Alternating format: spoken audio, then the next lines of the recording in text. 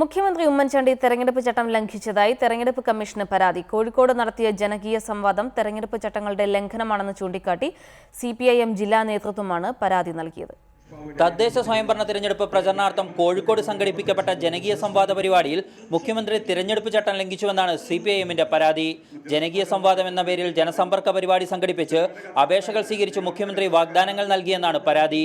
ഇത് സംബന്ധിച്ച് നടപടി സ്വീകരിക്കണമെന്നാവശ്യപ്പെട്ട് തിരഞ്ഞെടുപ്പ് കമ്മീഷന് രേഖാമൂലം പരാതി നൽകിയതായി സിപിഐഎം ജില്ലാ സെക്രട്ടറി പി മോഹനൻ റിപ്പോർട്ടറോട് പറഞ്ഞു. സിപിഐഎമ്മും ഇടതുപക്ഷ ജനാധിപത്യ മുന്നണിയും ഇക്കാര്യത്തിൽ ഞങ്ങൾ ശക്തമായി പ്രതിഷേധം അറിയിച്ചിട്ടുണ്ട്.